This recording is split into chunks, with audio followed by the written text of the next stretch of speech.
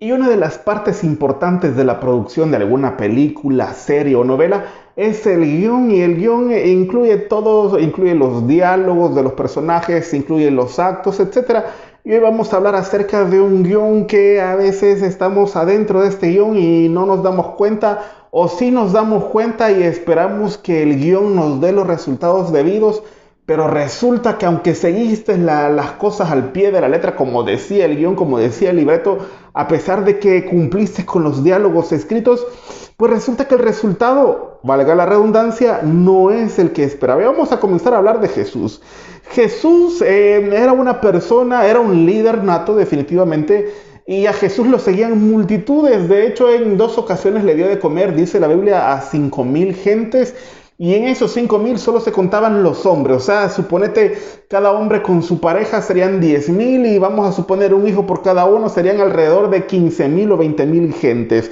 20,000 gentes estando con Jesús, pero a pesar de que Jesús era un personaje que atraía a las masas, Jesús era un Jesús personal. Jesús se fijaba en detalles. Jesús no ofrecía experiencias en masa. No era como que se paraba enfrente de la multitud y decía: reciban el Espíritu de Dios, y todos caían, o todos comenzaban a danzar, o todos caían de alguna forma, o había una manifestación masiva del Espíritu de Dios. Jesús no era así. Jesús era un poco más detallista. Jesús se tomaba la molestia y el detalle de ofrecer experiencias personales. Y por ejemplo, la transfiguración.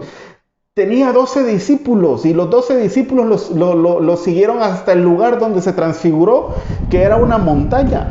Pero dice la Biblia que llegando a la montaña llamó solo a 3, le dijo solo a Pedro, a Santiago y a Juan que los siguieran. A los demás Jesús los dejó esperando, vamos a suponer, al pie de la montaña. Y es que Jesús los escogió a estos 3 no por ser más santos o inteligentes, porque de hecho estos 3 discípulos, y junto con los demás, después de haber visto la transfiguración de Jesús, después de haber presenciado su bautismo, y que Dios mandó al Espíritu Santo en forma de paloma, etcétera, le preguntaron: bueno, ¿y quién sos? ¿Acaso sos Elías, o sos Juan el Bautista, o sos Moisés? Sí, entonces Jesús no eligió a estos 3 por alguna cualidad especial, sino que ni tampoco tenían un don especial, un llamado especial, un título importante en la iglesia de la colonia. No eran obispos, no eran apóstoles. Bueno, eran apóstoles pues, pero no tenían nada especial en comparación de los demás. Los discípulos Pedro, Santiago y Juan, que vieron la transfiguración, ni siquiera habían entendido bien qué había sucedido. Y podés leerlo en la Biblia, ahí está. Ahí están los detalles de esta historia. Di cuenta la Biblia que después que Jesús se transfiguró, comenzó a bajar con estos 3 discípulos, y al regresar al lugar donde había dejado a los 9 restantes, se encontró a mucha gente discutiendo con los discípulos. Y cuando Jesús vio a la gente discutir con sus discípulos, le preguntó a la gente: señores, ¿qué les pasa? ¿Qué les hicieron a ustedes mis discípulos? ¿En qué les puedo ayudar? Interesante es que cuando Jesús llega y ve a la gente discutiendo con sus discípulos, ojo, no se puso del lado de los discípulos. ¿Sabes del lado de quién se puso? De la gente. Ya te voy a explicar más adelante por qué. Y es que esto va a pasar con nosotros también, con los creyentes, con los que creemos en Jesús. A los creyentes, a los cristianos, no nos va a preguntar el Señor: bueno, mira, ¿y qué te hizo tu vecino? ¿Verdad que tu vecino te maltrataba? ¿Verdad que tu vecino ponía música mundana a todo volumen cuando vos ponías tus alabanzas? Jesús no te va a preguntar eso, sino que Jesús a tus vecinos les va a ir a preguntar que si tú los has molestado, que qué les has hecho, que si les has llevado salvación, o te has dedicado nada más a señalar el pecado, a decir que son impíos, etcétera. ¿Sabes por qué? Porque ellos tienen la atención completa de Jesús. Y me vas a decir: David, pero yo soy un creyente, llevo 50 años en la iglesia, soy bautizado, acepté al Señor, he hecho todos los ritos y sacramentos de la iglesia donde voy. Pues te cuento algo. La atención de Jesús no toda está en ti. La atención de Jesús también está en aquellos que no lo conocen, porque son sus necesitados. Los necesitados son por los que Jesús murió en la cruz, Tú ya eres parte de su cuerpo, si ya lo tenés en tu corazón. Entonces, la atención de Jesús también está en tus vecinos que no conocen al Señor, en esos familiares que te hacen la vida imposible. Ahí está la atención de Jesús, y Jesús no se va a poner de tu lado. Jesús se va a poner del lado de ellos para averiguar si tú has hecho algo por ellos o no. Y es que, como te dije, a veces nos queremos apegar a un guión porque pensamos que el guión nos va a dar como resultado la presencia plena de Dios, o nos va a dar como resultado la entrada al reino de los cielos donde no entra el pecador. ¿Y cuál es ese guión? Pues te cuento, veamos la escena, revisemos el guión, revisemos los diálogos, revisemos la línea temporal de la escena que vas a presenciar. Cuando Jesús llega, estaban, número uno, los discípulos, que eran en este caso los ungidos. Ahí, si fuera una película, esto diría Pedro como el ungido número uno, Juan como el ungido número dos, ¿sí? Otro personaje importante era toda la demás gentes que buscaban a los ungidos porque eran los necesitados. Mira bien, la fórmula va casando, el guión va casando. Estaban los ungidos, y los ungidos tienen que tener necesitados que los busquen para que les hagan milagro. Y el libreto, los diálogos decían, como hoy en día, ojo, si hay una iglesia, esperamos que el que esté predicando en la iglesia sea el ungido que traiga la palabra de Dios. Y yo me siento un necesitado y voy porque el ungido va a hacer el milagro, porque el ungido me va a dar una palabra que me aliente y que me levante.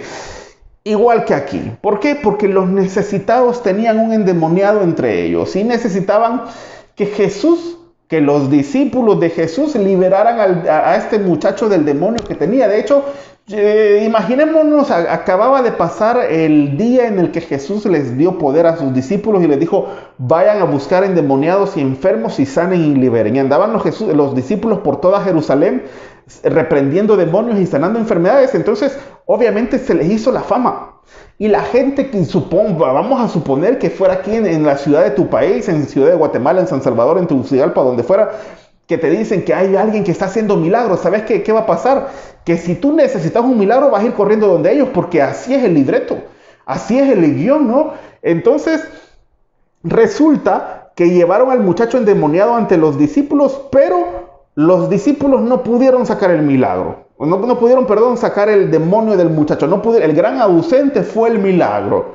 Y ahora la pregunta es: ¿por qué? Si el guión se había cumplido, habían unos ungidos, había unos necesitados, y por si fuera poco había un endemoniado. El libreto decía, o la costumbre decía, llevar al endemoniado a los discípulos de Jesús porque ellos lo sacan.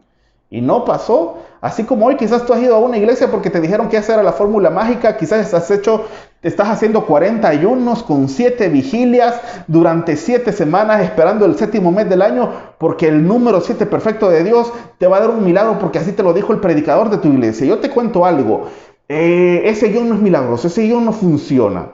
Y entonces, cuando Jesús vio esto, pasó algo que hoy quiero llamar el efecto Jesús. ¿Qué es lo que falta ahí?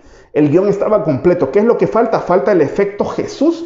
Y mira cuál es el efecto de Jesús aquí. Marcos 9:23. Jesús llega a la escena y entre tantas cosas dice: si pueden creer, al que cree, todo le es posible. Y me vas a decir: David, este texto yo lo he oído infinidad de veces. Sí, pero a mí me gusta revisar la traducción, la palabra que ocupó el escritor, porque fíjate que esa palabra se puede traducir como confiar en alguien. Entonces Jesús dijo: señores, el que confía en mí, que no se preocupe, porque todo le es posible. Ahora, ¿sabes qué faltaba en ese guión fallido donde llevaron un endemoniado y el demonio no salió?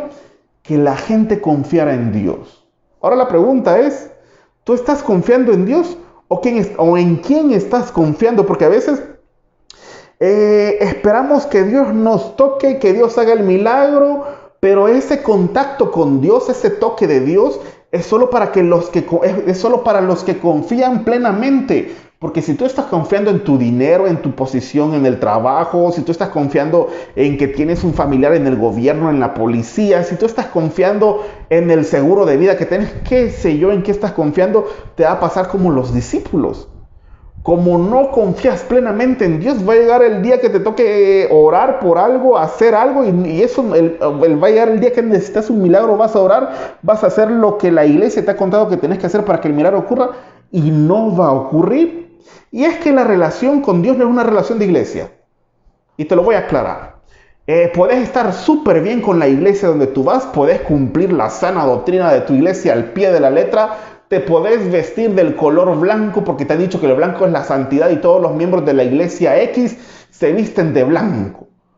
Pero yo te cuento algo, puedes estar súper bien en la relación con tu iglesia, con tu sana doctrina, pero puedes estar súper mal en tu relación con Dios, porque la relación con Dios no es una relación de iglesia, no es una relación de familia, porque a veces decimos me voy a convertir yo para que mis hijos, mi esposa se conviertan. Eso no es así, porque la relación con Dios no es una relación de familia, tampoco es una relación de un grupo de oración, porque a veces nos queremos reunir a orar toda la tarde para que Dios haga el milagro en nuestra familia. Pues te cuento, no va a pasar.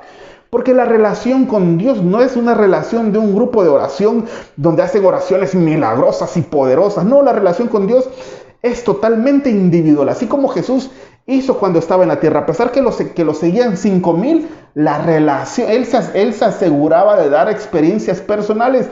Y es que hay mucha diferencia cuando Jesús hablaba y cuando Jesús tocaba. Dice la Biblia que a este muchacho endemoniado llegó Jesús y para sacar el demonio, Jesús le habló al demonio y lo reprendió y le dijo, vete fuera, salite de este cuerpo y no vuelvas más. Ojo, al demonio le habló. Y cuando el demonio salió del muchacho, dice la Biblia que el muchacho quedó como muerto. ¿Y sabes qué hizo Jesús para incorporarlo? Lo tocó, dice que lo agarró de la mano y lo levantó. ¿Qué necesitamos tú y yo de Dios? ¿Oír su palabra? Sí, pero más que nos toque. Tú necesitas ahora que Dios te toque.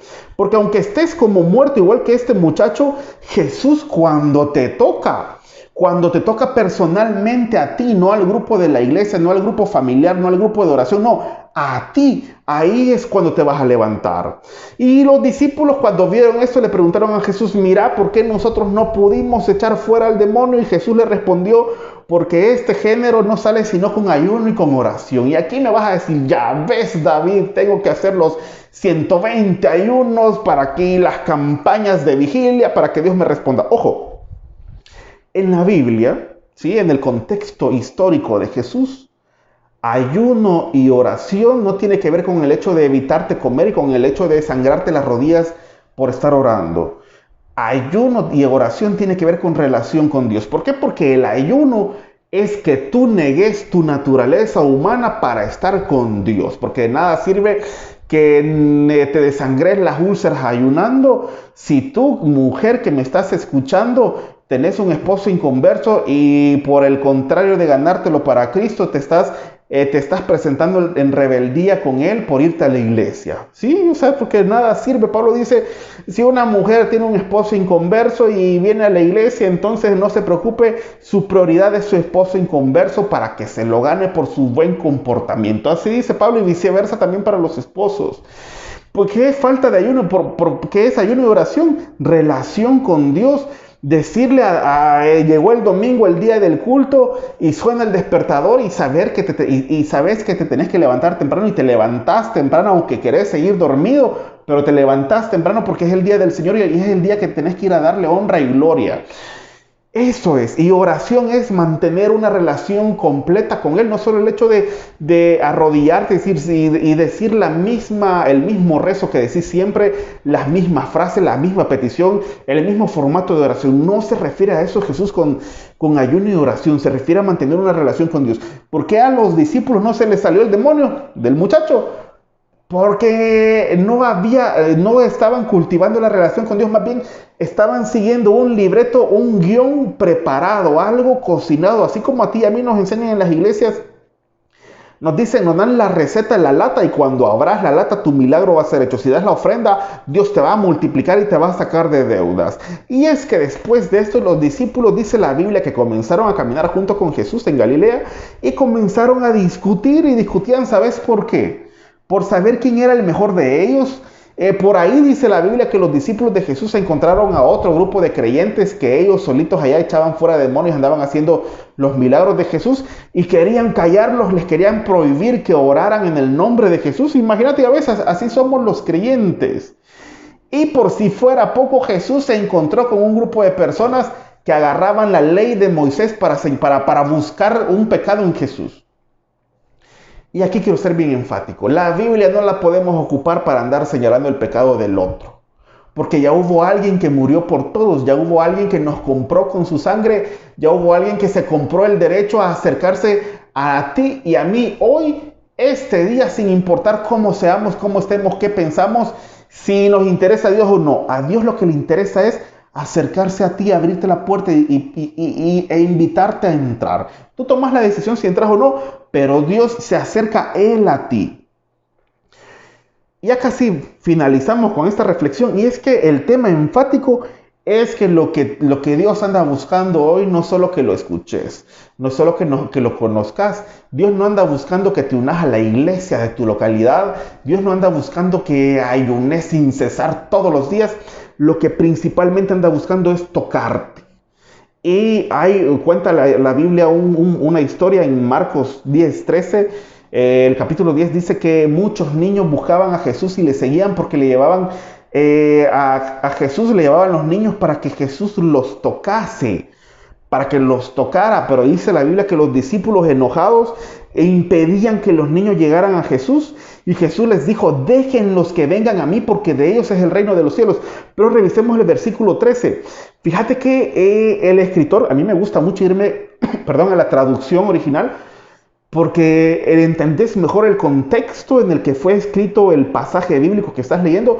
Y este pasaje bíblico, en tocar, ocupa una palabra que da chance, que da permiso, que permite traducirse como cambiar la vida. O sea, dice la Biblia que Jesús quería tocar a los niños porque con su toque Él les iba a cambiar la vida. Porque con su toque iba a encender adentro de ellos un fuego que después les iba a servir con solo tocarlos, con solo el toque de su mano. Con solo tocarlos, Jesús iba a asegurar que esos niños, que esas personas que iban a crecer, se aferraran a Él. Y a ti y a mí a veces nos falta dejarnos tocar por Jesús para que ese fuego que tenemos adentro, y no hablo específicamente de un don, no hablo específicamente de ir a predicar, sino que de ganas de vivir la vida y una buena vida, de ganas de hacer algo por superarnos económicamente, familiarmente, de ganas por recuperar el matrimonio en caso que se pueda, o de ganas de salir de la depresión del divorcio. Ese fuego que se te apagó por la vida, Jesús anda buscando tocarte para que ese fuego vuelva a arder, para cambiarte la vida y para que cuando ese fuego vuelva a arder y tu vida sea cambiada, que salgas de la depresión, estés aferrado a Él y no te soltes. El versículo 15 dice: de cierto os digo que el que no recibe el reino de los cielos como un niño no va a entrar en él. ¿Y cómo es un niño? Un niño confía ciegamente. ¿Qué tenés que hacer para entrar en el reino de los cielos? Confiar en Dios ciegamente. 16. Dice que tomó en los brazos a los niños y poniendo las manos sobre ellos, los bendecía. ¿Sabes qué hizo Jesús? ¿Sabes qué le interesa a Jesús? A Jesús no le interesa mandarte al infierno por tu forma de vestir. A Jesús no le interesa mandarte al infierno por la música que escuchás, por lo que consumís.